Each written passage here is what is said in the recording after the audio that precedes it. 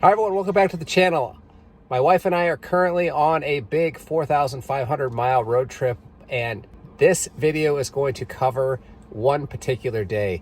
We are going to go from Olympia, Washington up to the Mount Rainier area and then make our way back. And what makes this trip interesting is that there are no chargers along the way. Now, if you plug this into a better route planner, it says, buckle up, you got to conserve every bit of energy going up the mountain, coming down. However, if you trust the nav, it's saying we're going to be okay. So here's what we got going. We're up here in Olympia charging. We're going to be staying here at the hotel. In the morning, we're going to come all the way over here to the Mount Rainier area and do some hiking. There's going to be quite a bit of an elevation change, and we're going to be heading down at the end of the day to get down to the Portland area. So what is it saying it's going to look like? Well, as we're sitting here right now at 84%, it's saying that in the morning we're going to top off at a supercharger 82 if we did nothing there, and we're going to make it all the way up, back around, and to the supercharger with 27%. It says no problem. Now, what should you believe? Do you believe about a route planner, or do you believe the nav? Well, right now I think I believe the nav, because Tesla does a really good job of keeping track of elevation change and that kind of thing. Will we get there? I'm sure we're going to get there. The question is, will we get back? Come along for the ride.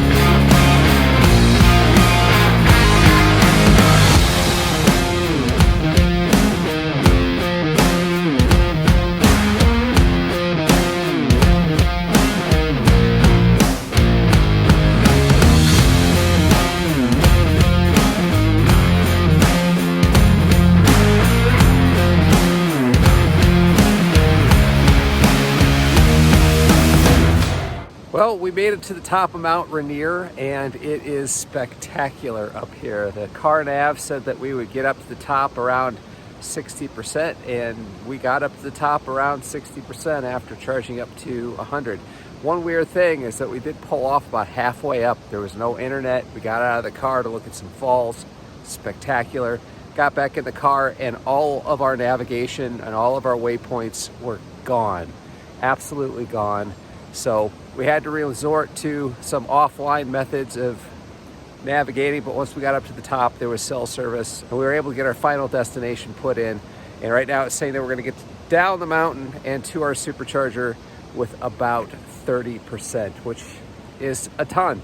And if that holds, then a better route planner wasn't exactly accurate. We'll check in along the way, and when we get down to the bottom, we'll check in and kind of give you a summary of how we did on this trip up to Mount Rainier and back down.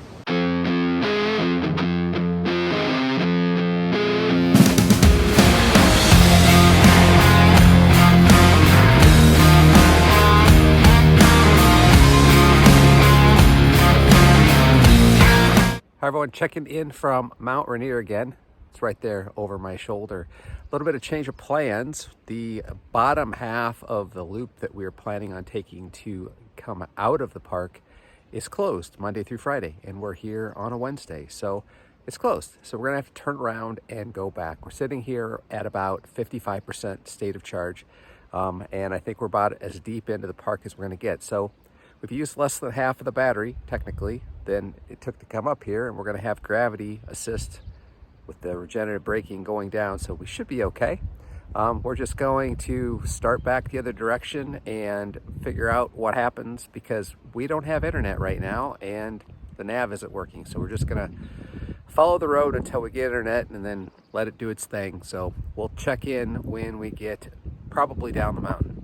So heading back down the mountain, and the power of regenerative braking, as you can see on the screen, is that on the way down, you actually get to the bottom with more charge than you had at the top. At the top, we were under 53%. We're only part way down, and we're at 58. So getting miles down the road and putting the power back in the battery. It's what it's all about. Well, we made it down out of the mountain. Did you have any doubt? I didn't, because I trusted the nav, and the nav said we would get to this supercharger in Kelso, Washington with about 33% charge, and we got here with 35% charge.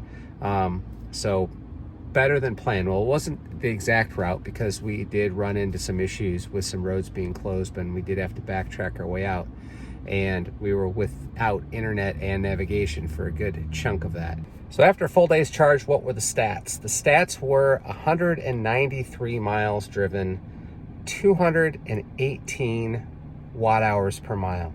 That is well below the rated range of this car, and that's to show you that driving up in the mountains and high altitude and coming back down and getting regen is a net positive thing for these cars. So this car did a really, really great job today, and more importantly, the nav knew it was going to do a good job and predicted the percentages within about 2 to 3% in every single case along the way. So we are here, we're done. You can definitely do Mount Rainier on one charge and then some. It was all good on this end. So if you ever get out to the west and you want to make that trip yourself, 100% would encourage you to give it a try in your Tesla. Hope you enjoyed this video. If you did, I'd appreciate a like. And if you are new to the channel, subscriptions are always welcome. And if you're looking to pick up a Tesla of your own, make sure you use a referral code when making that purchase to get all kinds of goodies. And if you can use any referral code you want, but if you want to use mine, I greatly appreciate it. Till the next video, catch you later.